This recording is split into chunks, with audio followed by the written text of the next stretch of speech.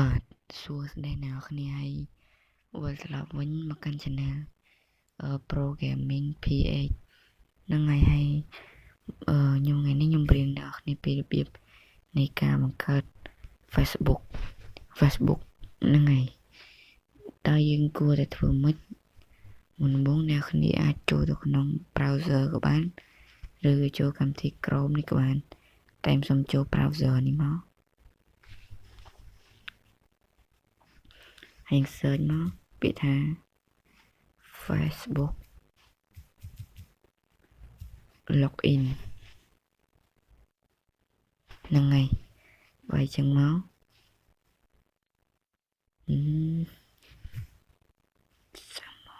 សាំមកអ្នកហើយយើងយកពាក្យថា login to Facebook ហើយយើងយកពាក្យថា create new account ហើយយើងវាយឈ្មោះមក first name យើងលុញដាក់ថាកូនអ្នកខ្មែរហើយជិះវា next ស្អីចឹងមកណាអ្នកនេះចឹងដាក់ឈ្មោះមក first name last name ហើយជិះ next មកយើងរើសថ្ងៃកើតមកនេះខ្ញុំសូមដាក់ចេះមក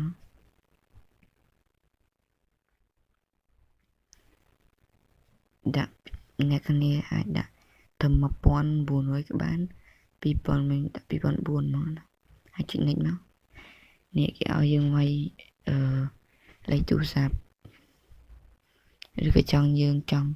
វាយ email ក៏បានដែរតែយើងយកលេខទូរស័ព្ទក៏បានដែរចឹងខ្ញុំសុំយកលេខទូរស័ព្ទតែខ្ញុំមកដល់អ្នកគ្នាមើលហ្នឹងហើយអ្នកគ្នាដាក់លេខទូរស័ព្ទមកបើចង់ដាក់ email ចុច line Chrome នេះព្រះ sign up with email នេះមកតែខ្ញុំសុំយកលេខទូរស័ព្ទវិញហ្នឹងហើយខ្ញុំដាក់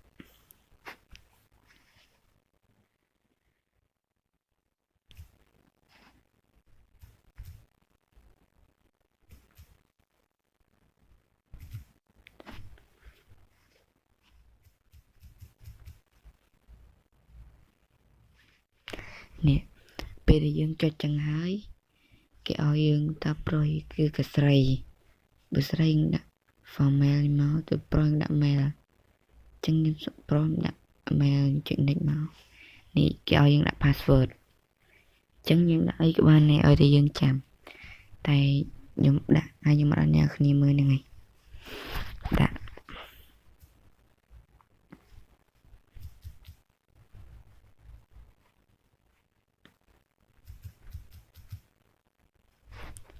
ពេលយើងដាក់ឲ្យយើងចុចពីថា sign up នេះមកហើយរងចាំវាបន្តិចទៅនេះគឺលូតឲ្យហើយកូនខ្មែរនេះអ្នកគ្នាគេពីតែយើងផ្ញើដាក់លេខទូរស័ព្ទយើងក្រុមហ៊ុន Facebook នឹងនេះក្រុមហ៊ុន Facebook នឹងផ្ញើលេខកូដយើងឲ្យយើងហ្នឹងគឺ84917នេះចុចអូខេមកនេះគឺវាទាមទារយើងវាយ passcode ហ្នឹងហើយអញ្ចឹងអ្នកគ្នាបើដាក់លេខទូរស័ព្ទគឺងាយស្រួលជាងហើយវាយមកមិញ84ណាខ្ញុំសុំម្ដងទៀតចាំផ្លេច417ហើយគេថា confirm នេះមក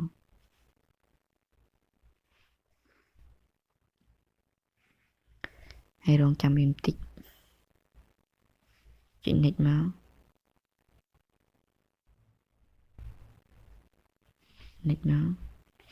ហើយយើងចេញទៅកម្មវិធីមកយើង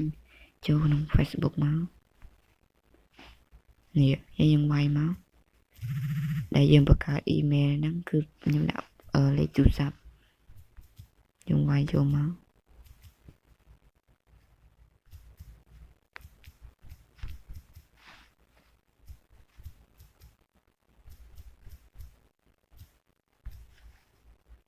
ហើយគេ login មក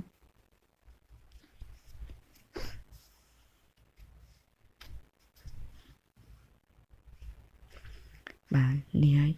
គឺវាងាយស្រួលមែនតើហ្មងគឺវាងាយស្រួលអូខេមកនេះចាញ់មកដែរ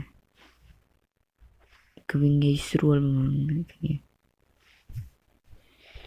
បាទចឹងវីដេអូខ្ញុំមានប៉ុណ្្នឹងហើយនៅនេះកុំភ្លេចជួយចុច like និង subscribe ដើម្បីទទួលបានវីដេអូថ្មីទៀត